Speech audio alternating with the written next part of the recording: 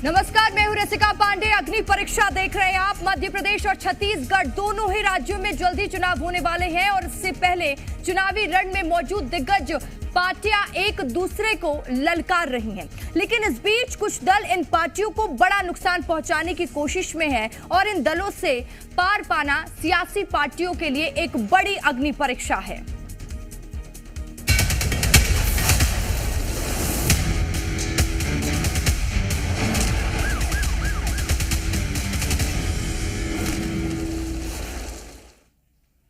विधानसभा चुनाव की रणभेरी बज चुकी है, लेकिन राजनीतिक पार्टियों के सामने इस समय जो बड़ी चुनौती है वो है छोटे दल। जो कांग्रेस और बीजेपी दोनों ही बड़े दलों को वोट काटने का इनका काम करती हुई दिखाई देगी। अब इन दलों से दिग्गज किस तरह से निपटते हैं या फिर यूं कहें कि खुद को किस तरह से सुरक्षित करते हैं, ये एक बड़ा सवाल है, क्योंकि अग्नि परीक्षा की घड़ी है।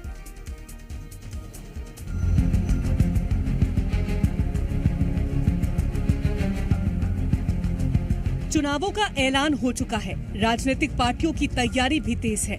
दौरे बेशुमार हो रहे हैं तो वहीं वादों की भी बहार है। लेकिन इन सबके बीच बड़ी सियासी पार्टियों के सामने एक अग्नि परीक्षा भी है। अग्नि परीक्षा उन दलों से मुकाबला करने की जो कई सीटों पर अपनी मजबूत पकड़ बनाए हुए हैं। अग्नि परीक्षा उन दलों से भी जो बड़ी पार्टियों का खेल बिगाड़ सकती है। सबसे पहले बात मध्य प्रदेश की करें तो 230 विधानसभा सीटों वाले मध्य प्रदेश में सियासी तपिश बढ़ने लगी है। अब तक राज्य में दो प्रमुख सियासी दल रहे हैं, कांग्रेस और बीजेपी। लेकिन इस बार छोटे छोटे राजनीतिक दल सूबे की इन दोनों बड़ी पार्टियों की नींद उड़ा रहे हैं। बीजेपी और कांग्रेस पार्टी की मुश्किलात छोटे छोटे दल बढ़ा रहे हैं। आम आदमी पार्टी की मध्य प्रदेश में एंट्री, सपा और बसपा का एमपी की राजनीति में दखल बीजेपी और कांग्रेस के लिए मुसीबत बन रहा है। साल 2018 के विधानसभा चुनाव में बीजेपी और कांग्रेस के बीच जीत हार में सीटों का अंतर 5 था। ऐसे में छोटे राजनीतिक दल राज्य के सियासी समीकरण को बिगाड़ने का काम कर सकते हैं। जहां एक तरफ राज्य में आम आदमी पार्टी ने सियासी बिगुल फूंक दिया, तो वहीं दूसरी ओर बहुजन समाज पार्टी, गोंडवाना गणतंत्र पार्टी, समाजवादी पार्टी समेत अन्य पार्टियां भी बीजेपी और कांग्रेस का खेल बिगाड़ने के लिए पूरी तरह तैयार बैठे हैं। ऐसे में जो छोटे छोटे राजनीतिक दल हैं वो सियासी समीकरण मध्य प्रदेश में बिगाड़ते नजर आ सकते हैं। अगर हम जो राजनीतिक विशेषज्ञ हैं, राजनीतिक जानकार हैं, वो भी ऐसा कह रहे हैं कि जो छोटे छोटे राजनीतिक दल हैं इस बार सरकार बनाने में अहम भूमिका निभाएंगे। अगर हम आपकी बात करें तो आपने भी मध्य प्रदेश में चुनावी बिगुल फूंक दिया है, तो वहीं गोंडवाना गणतंत्र पार्टी जो एक मजबूती के साथ मैदान में उतर गई है, और साथ ही बहुजन समाज पार्टी, समाजवादी पार्टी, इन तमाम पार्टियों ने बीजेपी कांग्रेस की नींद उड़ाकर रख दी है। और अब बात करते हैं छत्तीसगढ़ की, जहां इस बार निर्दलीय उम्मीदवारों की संख्या ज्यादा है। इससे साफ है कि सत्ताधारी दल की नेगेटिविटी के कारण लोगों में रोष है। इसमें निर्दलीय और छोटे दल भी शामिल हैं, जो कांग्रेस का खेल बिगाड़ सकते हैं। वहीं इन सबके बीच जोगी कांग्रेस दोनों ही बड़ी सियासी पार्टी कांग्रेस और बीजेपी का खेल बिगाड़ने में पहले से ही माहिर है, तो बसपा भी कम नहीं। छत्तीसगढ़ में विधानसभा चुनाव का काउंटडाउन शुरू हो चुका है। तारीखों के ऐलान के बाद क्षेत्रीय दल के अलावा राष्ट्रीय दल भी कहीं ना कहीं जनता के बीच पहुंच रहे हैं। लेकिन क्षेत्रीय दलों के चुनावी मैदान में उतरने से कितना कुछ फायदा आखिरकार इन्हें होगा और क्या कुछ समीकरण कांग्रेस और बीजेपी के ये बिगाड़ेंगे, ये तो आने वाला वक्त ही बताएगा। एक तरफ छोटे दल नुकसान पहुंचाने की तैयारी में है, तो वहीं दूसरी ओर दावों का भी दम भरा जा रहा है। जो 5 साल तक राज की उन्होंने जितना लोगों को छला है, अपने घोषणा पत्र बोल के उन्होंने पूरा नहीं किया, इस कारण लोगों में ये आक्रोश है और इसी की ये अभिव्यक्ति है कि लोग ज़्यादा से ज़्यादा चुनाव लड़ना चाह रहे हैं।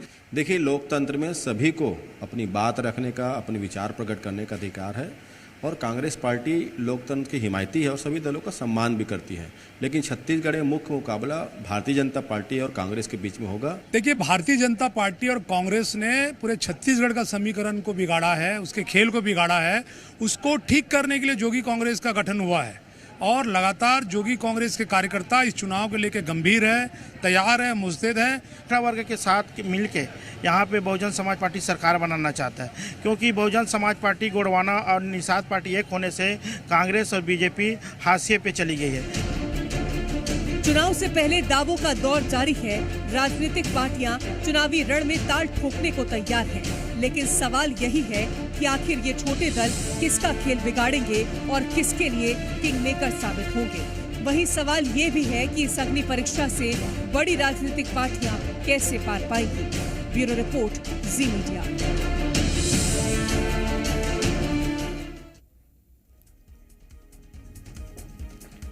और अब बात छत्तीसगढ़ की करते हैं। यहां भी हमेशा छोटे दलों ने कई बड़ी बड़ी सीटों पर दिग्गजों को पटकनी दी है, फिर वो चाहे जोगी कांग्रेस की बात हो या फिर बीएसपी की। समय समय पर छत्तीसगढ़ में इन दलों ने बता दिया है कि वो भी किसी से कम नहीं है। सबसे पहले बात छत्तीसगढ़ विधानसभा में मौजूदा सीटों की कर लेते हैं। यहां जनता कांग्रेस छत्तीसगढ़ के पास 3 सीटें हैं, वहीं बीएसपी के पास 2 सीटें हैं और 1 सीट पर निर्दलीय काबिज है। प्रदेश में जनता कांग्रेस छत्तीसगढ़ ने समय समय पर बड़ी पार्टियों को काफी नुकसान पहुंचाया है और इस चुनाव में भी पार्टी काफी एक्टिव है। छत्तीसगढ़ में इस बार आम आदमी पार्टी भी खासा एक्टिव नजर आ रही है। अगर इन्हें दावों की बात इनकी करें तो इन्होंने प्रदेश को 10 गारंटी दी है, जिसके दम पर वोट बैंक को साधने की कोशिश होगी, जिसमें बेमेतरा शिक्षा की गारंटी, मुफ्त बिजली की गारंटी, बेरोजगारी भत्ता देने का वादा, मुफ्त स्वास्थ्य सुविधा और भ्रष्टाचार मुक्त प्रदेश का दावा के साथ साथ कई गारंटियां दी गई है। ये गारंटियां कई वोटर्स को लुभा सकती हैं, जिसके बाद ये कहना गलत नहीं होगा कि बड़ी पार्टियों के वोट बैंक को आम आदमी पार्टी थोड़ा बहुत बिखेर सकती है। तो देखिए, इस बार जो है स्थिति थोड़ी अलग होने वाली है, क्योंकि छोटे छोटे राजनीतिक दल कांग्रेस और बीजेपी की चिंता बढ़ाते नजर आ सकते हैं। जैसे कि हमने मध्य प्रदेश में भी 2018 में देखा था, जो कांग्रेस और बीजेपी में जीत का अंतर था वो सिर्फ 5 सीटों का अंतर था। तो जो राजनीतिक जानकार हैं वो कह रहे हैं कि इस बार सरकार बनाने में ये जो छोटी पार्टियां हैं एक अहम भूमिका निभाती हुई नजर आएंगी। तो मध्य प्रदेश हो या फिर छत्तीसगढ़, दोनों ही राज्यों में छोटे दल बड़ी भूमिका निभाने के लिए तैयार हो चुके हैं। और इस बीच सबसे पहले आपको मध्य प्रदेश में छोटे दलों की जानकारी दे देते हैं कि विधानसभा में ये कितनी सीटों पर कब्जा जमा कर बैठे हुए हैं। मध्य प्रदेश विधानसभा में बीएसपी के पास 2 सीटें हैं, तो वहीं सपा के पास 1 सीट है और बात निर्दलीय की करें तो इनके खाते में 4 सीटें हैं। साथ ही ये सीटों की बात आपको बताते हैं कि मध्य प्रदेश में 2018 के दौरान किस पार्टी ने कितने प्रतिशत वोट अपने पास खींचे। 2018 के विधानसभा चुनाव में बीएसपी को 5.01% वोट मिले थे, वहीं सीपीआई को 0.10% वोट मिले और इसके साथ ही सीपीएम 0.04% वोट मिले और बात निर्दलीय की करें तो उन्हें 5.82% वोट मिले हैं। तो देखिए किस तरीके से समीकरण ये पार्टियां बिगाड़ सकती हैं, इसको लेकर बड़ी चुनौती कांग्रेस और बीजेपी के लिए सामने आने वाली है। अब देखना होगा कि कांग्रेस बीजेपी किस तरीके से अपनी सुरक्षा करती है। और हमारे साथ ज्यादा जानकारी के साथ जी मीडिया संवाददाता भोपाल से आकाश द्विवेदी लाइव जुड़ चुके हैं और रायपुर से हमारे साथ सत्य प्रकाश लाइव जुड़े हुए हैं। सबसे पहले रुक कर लेते हैं आकाश का। आकाश, छोटी छोटी पार्टियां इस बार बीजेपी और कांग्रेस की टेंशन बढ़ा सकती हैं। देखिए, मध्य प्रदेश में जो सियासी लड़ाई रही है वो हमेशा से ही 2 बड़ी राजनीतिक पार्टियां कांग्रेस और भारतीय जनता पार्टी में रही है और इन्हीं की सरकारों के आने जाने का सिलसिला रहा है। लेकिन लंबे समय से फिलहाल भारतीय जनता पार्टी की सरकार है, 15 महीने जरूर कांग्रेस की सरकार रही, लेकिन इस बार तीसरे दल के रूप में आम आदमी पार्टी उभरने की कोशिश कर रही है और टिकटों का बंटवारा भी आम आदमी पार्टी ने मध्य प्रदेश में कर दिया है। इससे पहले भाजपा के अलावा देखिए सपा और बसपा 2 जो पार्टियां हैं वो मध्य प्रदेश में सक्रिय रही हैं। गोंडवाना गणतंत्र पार्टी का भी इसमें नाम है।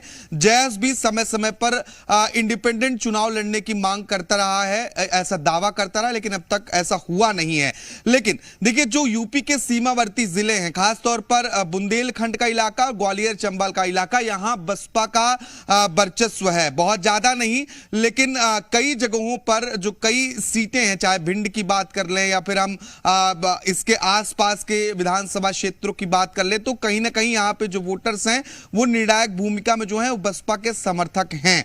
इसके अलावा कुछ सीटों पर सपा का भी ठीक ठाक पकड़ है, लेकिन दोनों राजनीतिक पार्टियां अभी पूरी तरीके से मध्य प्रदेश में उभर नहीं पाई हैं। आम आदमी पार्टी की बात करें तो आम आदमी पार्टी का विधानसभा में एक भी सदस्य नहीं है। हालांकि जो निकाय चुनाव बीते साल हुए हैं, इन निकाय चुनावों में आम आदमी पार्टी को जरूर सफलता मिली है। एक महापौर आम आदमी पार्टी का बना है, कई पार्षद जरूर चुने गए हैं और अब आम आदमी पार्टी प्रदेश की 230 विधानसभा सीटों पर प्रत्याशी उतार रही है। यही हाल बसपा का है। हालांकि बसपा और गोंडवाना गणतंत्र पार्टी दोनों राजनीतिक पार्टियां इस बार गठबंधन के साथ मध्य प्रदेश में चुनाव लड़ रही हैं। कुछ सीटों पर सहमति के साथ बसपा के प्रत्याशी उतरेंगे, जबकि कुछ पर गोंडवाना गणतंत्र पार्टी के। ऐसे में जो राजनीतिक जानकार हैं वो ये बताते हैं कि कहीं ना कहीं अगर कम अंतराल से कोई सरकार बनती है, क्योंकि 2018 के समीकरण देखें तो सरकार बनने में सीटों का बहुत ज्यादा अंतर नहीं रहा है। अगर इस बार भी वही परिस्थितियां बनती हैं तो निश्चित तौर पर ये छोटे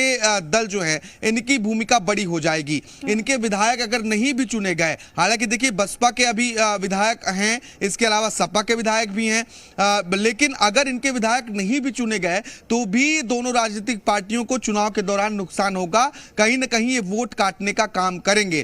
खासतौर पर इस बार आम आदमी पार्टी चिंताएं इसलिए ज्यादा बढ़ा रही है क्योंकि कई ऐसे नेता भारतीय जनता पार्टी या कांग्रेस पार्टी के हैं जो पार्टी छोड़कर आपका दामन थाम चुके हैं। ऐसे में उनका वोट बैंक निश्चित तौर पर एक तरफ थोड़ा सा जाएगा ही, वो आम आदमी पार्टी को उसका फायदा मिलेगा और यही हाल लगभग बसपा और सपा के भी हैं। ऐसे में चाहे कांग्रेस की बात करें या भारतीय जनता पार्टी की बात करें, दोनों ही पार्टियों के वोट कटेंगे। तो ये जो छोटे राजनीतिक दल हैं मध्य प्रदेश में, ये कांग्रेस और बीजेपी वोट भी कटेंगे और कॉन्फिडेंस जरूरी है, लेकिन अगर ओवर कॉन्फिडेंट कांग्रेस और भाजपा होती है तो दिक्कतों का भी सामना करना पड़ सकता है, क्योंकि ये छोटे दल हमेशा कुछ ऐसा बड़ा कर जाते हैं। छत्तीसगढ़ का रुख कर लेते हैं। सत्य प्रकाश हमारे सहयोगी हमारे साथ बने हुए हैं। सत्य प्रकाश, छत्तीसगढ़ में भी हमने देखा है कि हमेशा छोटे दलों ने कई बड़ी बड़ी सीटों पर दिग्गजों को पटकनी दी है। इस बार कितना चुनौतीपूर्ण रहने वाला है बीजेपी और कांग्रेस के लिए? देखिए, ये तो तय मानकर चलिए कि छत्तीसगढ़ में लड़ाई भाजपा और कांग्रेस के बीच सीधी होगी, लेकिन इस सीधी लड़ाई में जो इन दोनों पार्टियों के लिए टेढ़ी खीड़ और मुश्किलात वाली बात होगी वो तीसरे, चौथे, पांचवें, छठे दल जो हैं वो होंगे। इसके अलावा छत्तीसगढ़ में जिस पहलू को नजरअंदाज नहीं किया जा सकता, नोटा पे कई सारे ऐसे विधानसभा सीट हैं जहां पे 4-5 हजार से भी ज्यादा वोट पड़ते हैं और ये निर्णायक भूमिका में कुछ सीटों पे रहे भी हैं पहले। तो नोटा को भी अगर हम मान ले तो समझिए कि मुश्किलात तो कई सीटों पे बढ़ने वाले हैं। मतलब अगर हम कहें तो गोंडवाना गणतंत्र पार्टी और बसपा का इस बार गठबंधन हुआ है। पिछली दफा मतलब 2018 के विधानसभा चुनाव में बसपा और जेसीसीजे मतलब दिवंगत अजीत जोगी की जो पार्टी है उसका गठबंधन था। उस समय अजीत जोगी जो है वो जीवित थे और बसपा अजीत जोगी की पार्टी मिलकर लड़ी थी। तो 7 विधानसभा सीटें समझिए तब, जबकि कांग्रेस पार्टी की लहर थी उस समय 7 विधानसभा सीटें, 5 पे जेसीसीजे के विधायक चुने गए थे और 2 पे बसपा के विधायक चुने गए थे।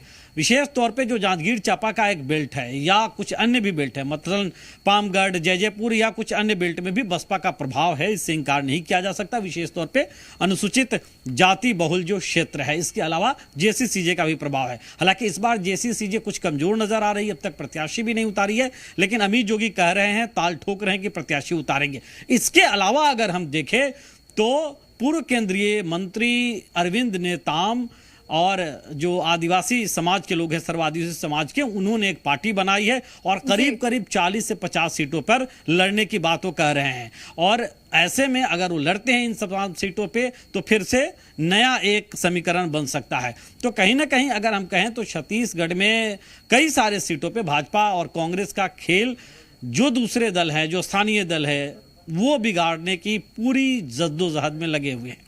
बिल्कुल सत्य प्रकाश, और जिस तरीके से छोटे छोटे दल भाजपा और कांग्रेस की नींद उड़ा कर रख दी, और जैसे कि आकाश भी जानकारी दे रहे थे कि राजनीतिक जानकार भी कह रहे हैं कि इस बार अहम भूमिका रहने वाली है इन छोटे दलों की सरकार बनाने में। अब देखना होगा कि इस चुनौती से भाजपा और कांग्रेस कैसे अपने आप को सुरक्षित करती है। आप दोनों का तमाम जानकारी के लिए बहुत बहुत शुक्रिया।